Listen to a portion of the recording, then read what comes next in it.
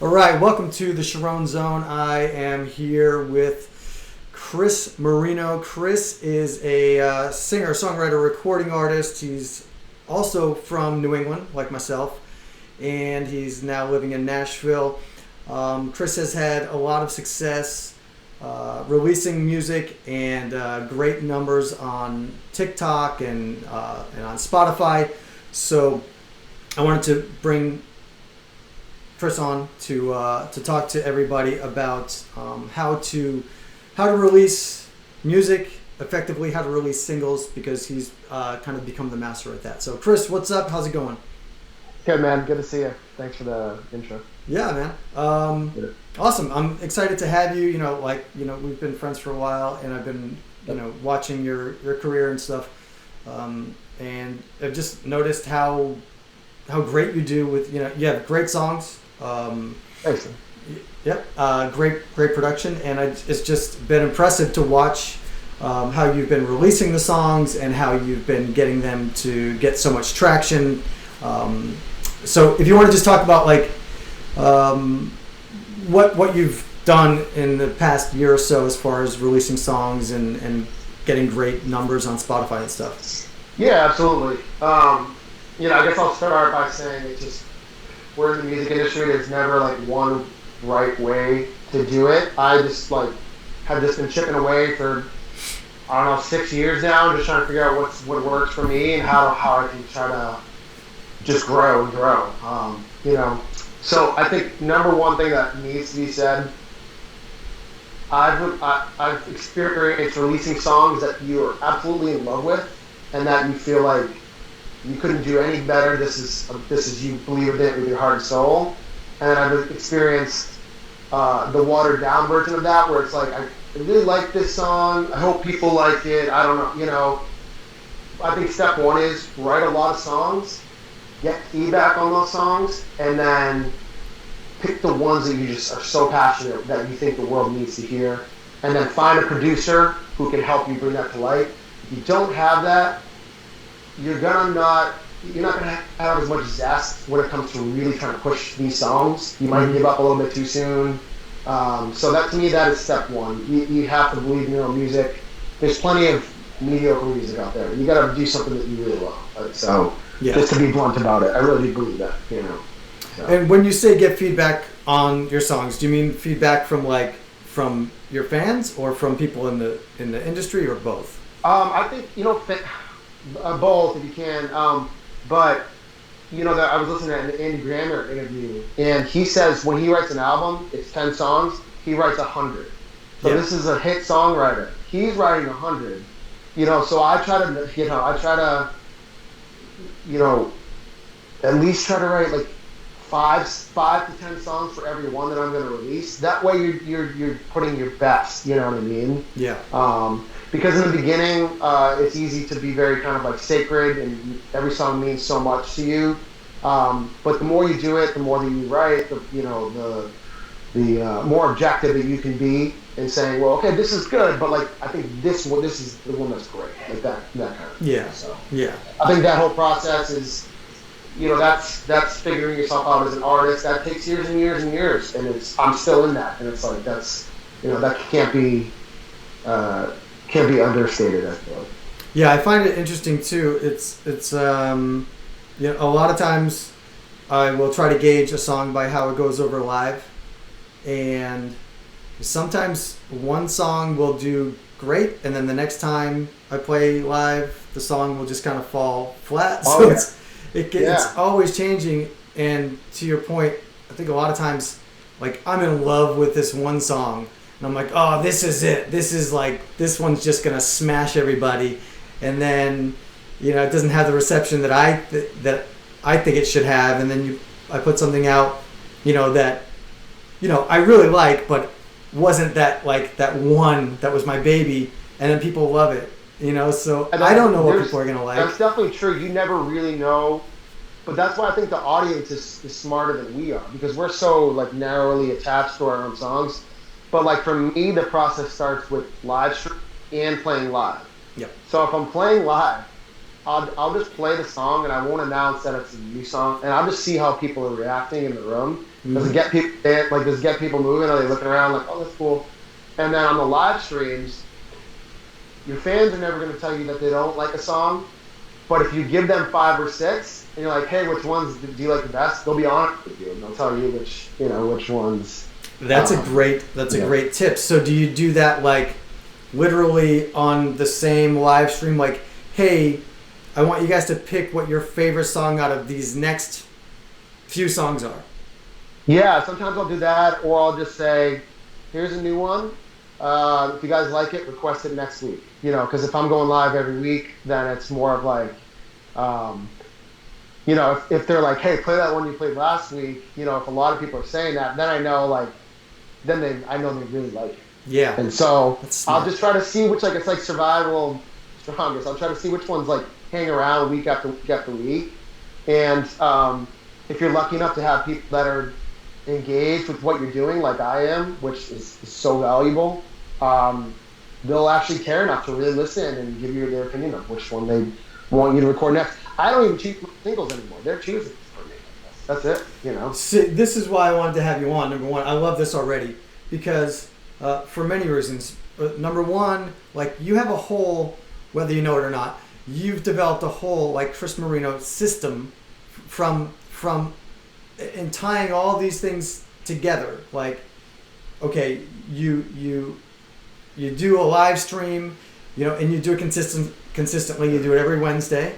I've jumped in on a bunch of them, and that's the key. Doing it consistently is the key, and you're using that you're literally doing your own market research. So what I wanted to say is, we have, especially with the tools and technology that we have so many incredible opportunities that we can take control and do this stuff pretty much all by ourselves, for the most part, to figure this stuff out. It's just a matter of wanting to do all this stuff to figure it out. So I just think that's brilliant.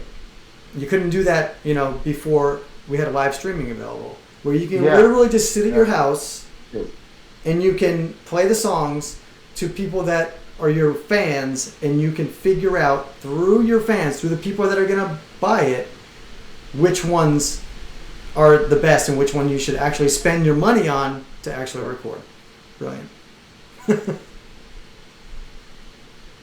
we're freezing up. But yeah, man, well said.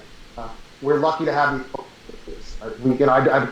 It's, to me, this is the best time to be an independent artist, and it's a lot of hard work. But if you're passionate enough about what you're doing, you enjoy the process, and it's totally. I mean, I get when I have a new song that I'm excited about, I get so excited to then go on that day, and I'm like, just play it for them, and it's a lot of times you can feel the ones that are going to connect too, and that's the benefit again of having multiple songs that you might be bringing for people to listen to.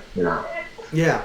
Before I forget, I wanted to kind of go into the numbers and what you've done with some of your singles. So if you could just let everybody know. Numbers as far as Spotify?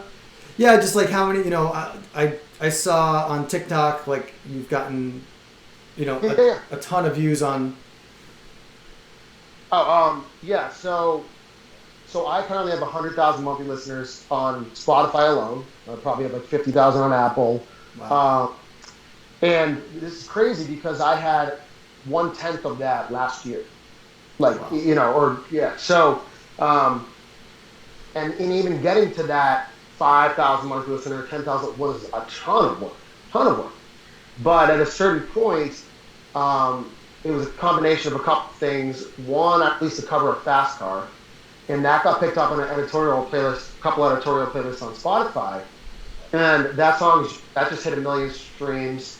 And then one of my original songs, "Used to This," that's at 600,000 streams, and I have a few other songs in the hundreds of thousands. And part of "Used to This," the original song, a lot of that came to be because, or those streaming numbers came to be because of TikTok. And so I was just posting clips of this music video that I had for that song.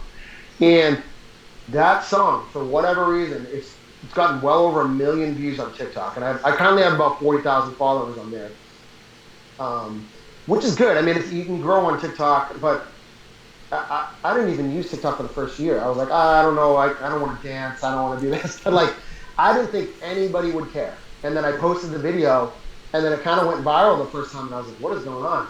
And all of that translated into streams. And so almost like overnight, this song in my Spotify just grew because on this TikTok platform, there are people that really want to hear, new music that they haven't heard before.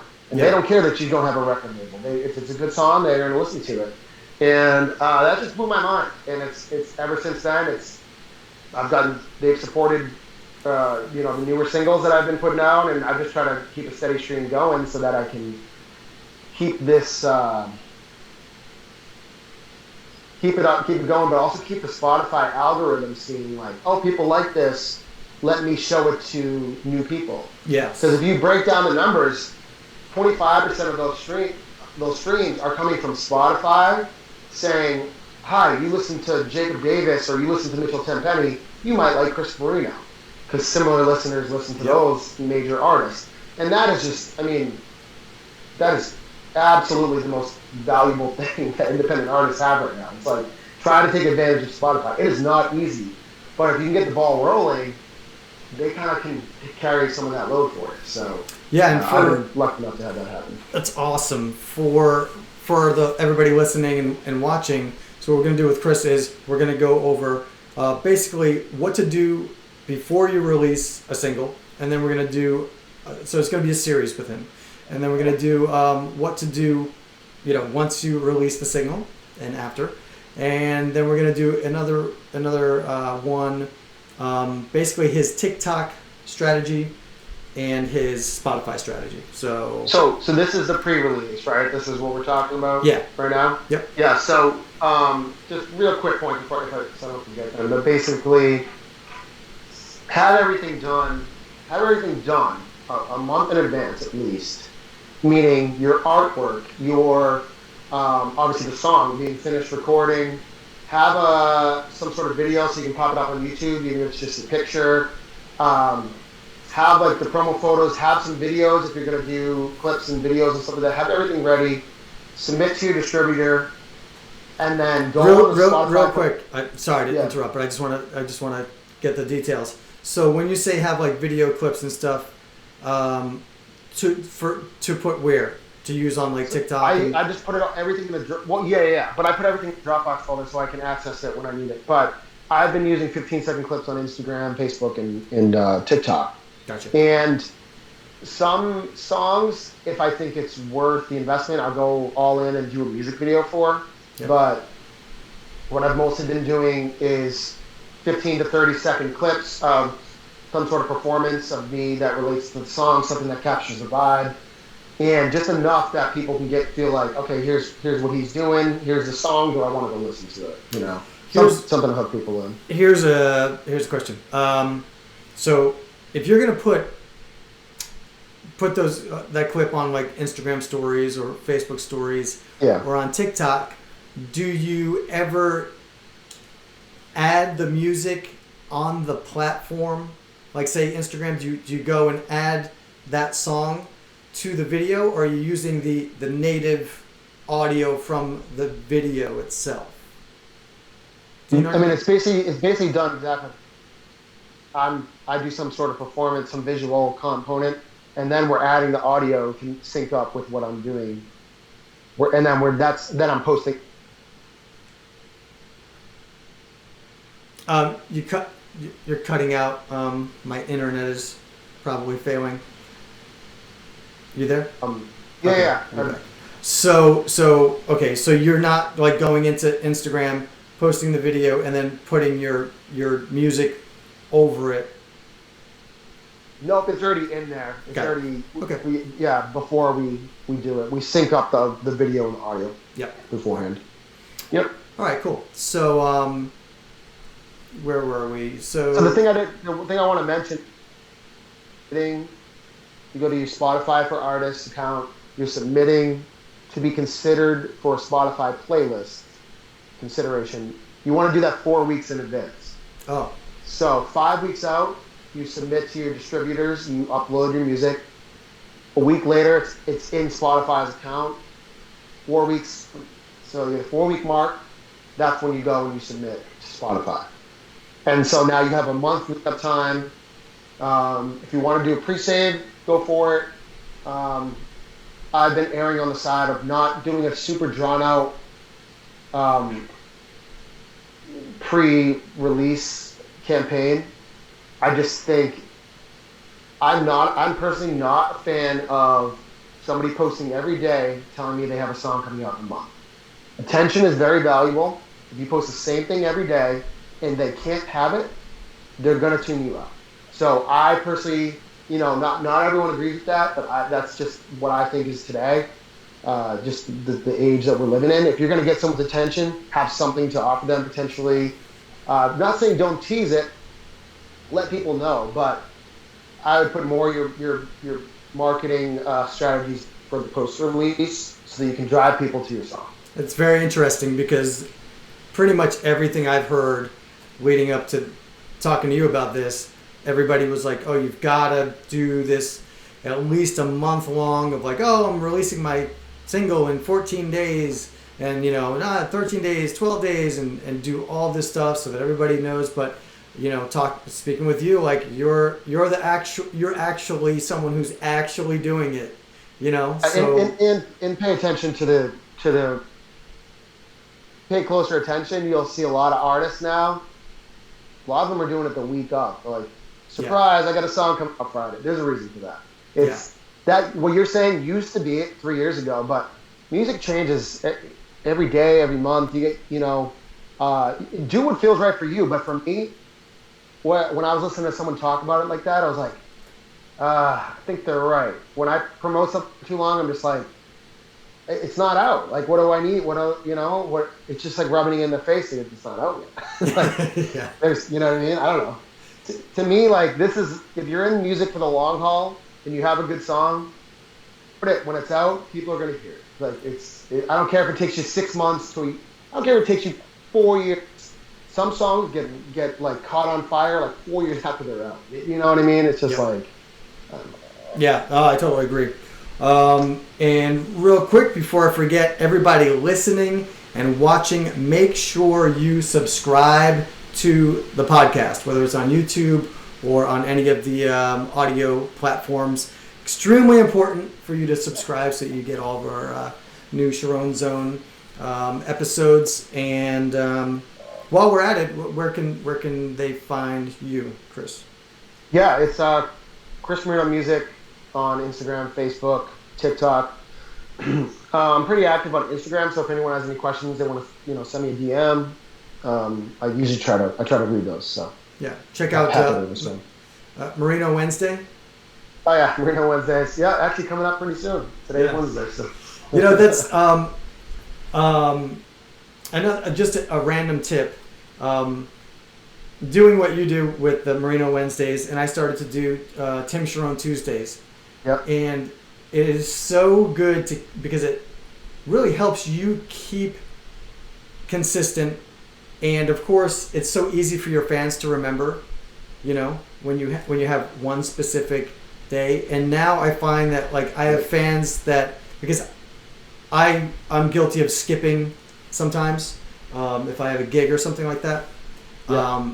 But now I have fans like, hey, are you doing Tuesdays? So it's good because it keeps me accountable. So I'll jump on and make sure that I do it because they're asking for it. So man, absolutely. So okay, so make sure you have everything. Basically, you want to start the process 5 weeks in advance, and then So you need to have everything set in place, and then 5 weeks in advance is when you should submit to your distributor. Okay, so I have 2 questions. I want to make sure I don't forget them.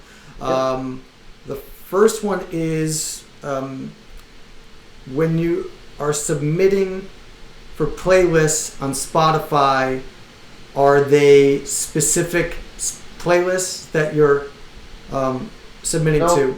It's you. It goes you know, to Spotify, people who work at Spotify, it's a real person that reviews it, and um, you get a short pitch, it's like 500 words. You want to say something to the effect of maybe what you're going to do to promote the song, a little bit what the song's about, and I try to say, hey, this is a ballad. I think this might go well on this so and so playlist. Hey, put it in there. Say think, you know. But yeah, I mean, the main thing, we're gonna do a Spotify video, but the main thing that they want to see, you gotta try to get your follower count up on Spotify, which is not easy because people don't always know to follow you on there. Mm-hmm. But Spotify wants to see that you're treating it like social media. You're sending people there. You're growing. You're changing your profile picture. That you care. You're trying to send people there, and then that'll give you a better chance of hopefully getting playlisted. All right, awesome.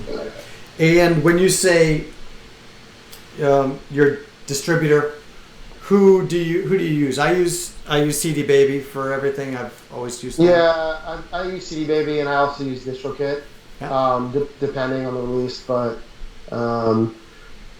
yeah, I don't know. I think there's pros and cons with all of them, but that's, I've had pretty good success. So what do you find are the pros and cons of each one? Well, just each one is a different setup as far as how much upfront fee you're going to pay, mm-hmm. and how much they take on the back end. Some take none, some take 10%, some take 15%. Ari Herstand has a really, really good breakdown of all the distributors, so I would check that out. Yeah. And it just depends on how many songs. If you're going to be releasing 25 songs in a year, I'd probably go DistroKit because it's less total cost. But I don't know. Yeah, I would check out what he wrote. Ari Herstand, he's up to date on all that kind of stuff. And if anybody doesn't know, just if you don't mind, just explain what a distributor is and does.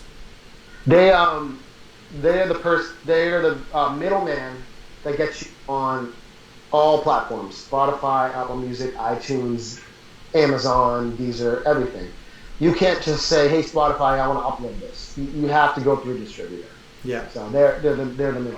And the great thing is that, it's incredible. Like, some of the technology is just incredible. You basically submit your single to one of these distributors. You only have to do it one time, and they, like you said, put it on. They get it on tons of platforms. Just really all the platforms that matter. And they pay you. So they're the ones that do on the back end all the math to figure out how many times you've been streamed and all that, and how much you're owed. So it's a great time to be an independent artist. We didn't have those 15 years ago, I don't think. And so it's cool. It's you're running your own. Being an independent artist means you're running your own business, and so and I've started finally getting to a point where I'm making some money on my streams, which I just kind of never thought that would actually make money. Like, I don't know, I just never because there's that whole an independent musician making money. Yeah, it's crazy. But I just thought I would have to make all my money from live shows. And look, I mean, streaming can be finicky. And my numbers could triple tomorrow, or they could be cut in half. You never know what's going to happen. But it's good to know that, especially when you own your own music, you build this up, and it can get you somewhere. So. Yeah, man, that's what it's all about. Definitely building it, and then you have complete control of it. Yes. So have all your video clips together, ready to go. Anything else moving forward towards the release date? Yeah, as far as pre-release, you can do a Spotify pre-save campaign if you want. That helps you get the followers. It doesn't do anything for playlist consideration. They don't see those numbers until day one when the song's already out. But I'd recommend doing some sort of Spotify pre-save, and then beyond that, just have everything ready to go for when the song comes out. Obviously, like I said, hype it up that week. Talk to your fans, get them excited that you have a song coming out. Nothing wrong with that. Yep. and maybe plan some live streams you're gonna do. Plan to whole release off. Talk about that in the other video once the actual post release video comes out. But okay, yeah, plan out. Don't plan your release on your busiest week. You plan it when you think you'll have time to really try to maximize those first few days. Yep. Hopefully I'm not forgetting anything. But just register your songs with ASCAP or BMI. Don't forget to do that. And just try to have everything in a nice, neat place, Dropbox folder or whatever, so that when your song comes out, you're ready to post and comment and share and do everything you got to do. Awesome. Yeah, definitely. That's very important. Make sure they have everything registered with your PRO. Oh, and another thing too is like if you want press, it's good to reach out. If you want to try to target press, it's good to reach out ahead of time. Yeah. And maybe you want to try to get a premiere. Reach out at least a week or two, maybe even more. Here's a question I'm glad you brought that up. So if you're reaching out to get some press, like from bloggers or whoever, yep. You can let us know who you what kind of I guess platforms you're targeting. Are you sending them a press release, or are you just sending them an email like, hey, would you like to cover I'm releasing a single? Good question. I've done both. I've also worked with publicists. It's just a question of how much budget you have and how much it's worth it, whether or not to work with a publicist. But for me, a lot of what I've gotten done is just basically been looking at other artists that are in a similar position that I'm at, as far as their career level, or even above, that I think I sound like, and just targeting, figuring out those contacts of those people and sending an email. You're going to get a lot of non-responses, but if it's worth it to you, you might get one or two that bite. Especially in your local town, like papers and stuff like that, can be a good idea. Oh, yeah. A lot of my presses come from Boston, but also Nashville. I've gotten some, and I've written emails and I've kind of done the press release. I don't know what works better, to be honest. Yeah. I just know press is hard to get these days. It's they get a lot. These people get a lot of emails. So, but it's worth shooting a shot if you want to dedicate some time to it. If you want to try to get someone, you can get it on your own. You really can. It's just very dependent. Certain genres have different. It's all dependent on a lot of factors. But if you're willing to sit down and research and do some reaching out, if you get one response, you can get a nice premiere on it. That's great, Yeah, I'd like to throw in a few tips. What I've done is, what I would suggest is definitely, like you just said, use your hometown, definitely, because in Nashville you're competing with all these major label artists for the same press, and I've used publicists as well. And what I've tried to do is, whether I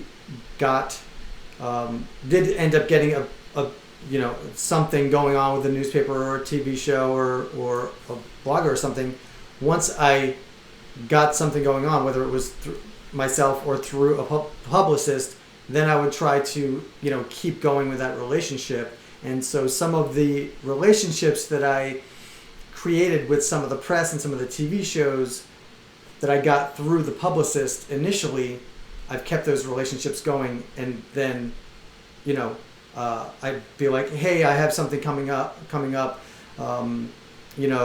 a few months. Do you want to have me on the show, or do you want to do an interview? I just did it a couple weeks ago, actually, with someone in New England. So, yeah, that's smart. Yeah, and it's it's always about having that relationship and growing that relationship with those people. So. Whether or not you just send them an email or you actually have a press release. And I had the publicist write my press release, and then I would just move on without the publicist, and years later use the same press release and just kind of doctor it for whatever was going on at the time. And I think it's just that depends on what you also want to. It's important to map out what your goals are too for your release. Because a lot of times we can release songs and it can feel like a disappointment. So I think it's even I still get disappointed by certain shooting for this number, but I got that. But it's important to be realistic and figure out where your goals are. So, press isn't necessarily going to translate to streams. Yeah. A lot of times it won't. So it's if your goal is just streams, there's other ways to go about that. That may not involve press. So it's just about sitting down and figuring out what you really want to gain out of each release. I think is important. Awesome. Well, great stuff. Totally appreciate it. Everybody check out Chris Moreno's social media and stuff like that, and his tour dates and all that fun stuff. And if you have any questions for him, just DM him. Make sure you subscribe to this podcast and the YouTube channel. And we're gonna see Chris again in some more episodes, so we can go over what to do once the release date is there, and what to do after you actually release. And we'll go over some TikTok and Spotify stuff. So we'll see everybody. Thank you again, Chris. And thanks for having me. You bet. We'll see you later. See you.